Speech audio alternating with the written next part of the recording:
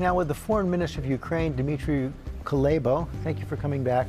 It's good to be back, thank you. We last spoke a year ago, which was the first anniversary of the Russian invasion of Ukraine. Tomorrow, the second anniversary. Last year, Ukraine was on the move. It appeared that you were making gains in the war. Now, it appears that Russia is making moves. What's the state of the war right now? Well, a war of this scale and complexity are fought in stages. So now we are in control of the Black Sea because we've managed to defeat a good portion of the Russian Black Sea fleet and push them back, restoring our trade corridors. We did suffer from losses on the ground, but they have no strategic implications on the overall stability of the front line. And we are gaining more and more results in the air. And of course, that will we will be able to push Russia off the air when we receive the fighting jets, the F-16s, which are on their way to Ukraine, and more air defense systems to shoot down Russian bombers and to protect our cities. So it's more or less balanced. Of course, every death, every loss is a tragedy, but I think it would be an exaggeration to say that we lost control over the situation. Of course, the latest U.S. aid package is stalled in Congress, has been stalled now for several weeks, even months. How critical is that? What happens if it doesn't pass?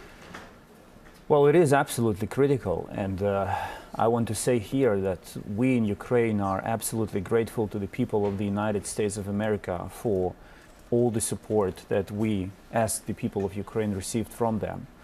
We have no doubts that there are votes in the Congress to support the appropriation, the supplemental bill, and provide Ukraine with further assistance.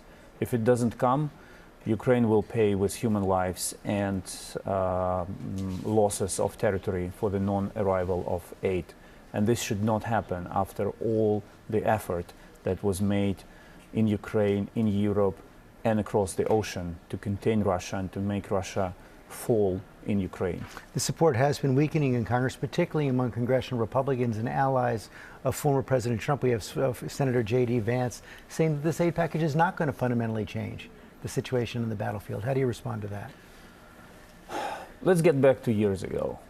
The people of America saw Ukraine as David fighting the Goliath with a sling. And we're still the same people, but we need stones. We need stones to defeat the Goliath with the sling. And these stones can come from only two places, from Europe and America. Europe is carrying its part of the burden. They're doing the supplies. But you cannot blame Ukraine for not being able to win if our gunmen do not have enough of artillery shells to destroy Russian advancing columns. We currently still do it, but at a high cost of our soldiers.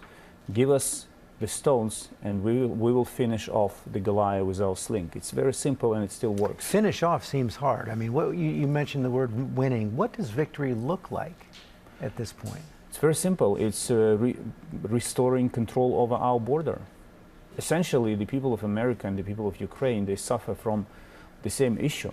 Our border has been invaded by Russian soldiers and in Ukraine and by illegal migrants and drug traffickers in the United States. You should understand how we feel and what we are fighting for. For us, victory is just getting back what belongs to us and nothing more. Former President Trump led the charge in Congress to defeat the aid package, or at least to stall it. What happens if he wins in November? Well, we will have to respect the choice the people of America will make. We never meddled in anyone's elections, and we have no intention to do so. We will be working with the president and with any president of the United States. And my president, President Zelensky, already made the point that he will be happy to, if President Trump comes to Ukraine, if he's re-elected, and sees everything with his own eyes. Because one thing is following the story from the outside, and it's a completely different case when you see it from the inside. Can you accept a negotiated settlement that consolidates some of Russia's gains, say in Crimea? Would you give up a part of a US state to an invader? I don't think so. I think anyone who is suggesting territorial concessions to Ukraine should first think of what he or she would be able or willing to give up to an invader if it was his or her territory. It's very simple. It's easy again. It's easy to judge from the outside. It's a completely different story when you are inside. Thank you for coming in today. Thank you.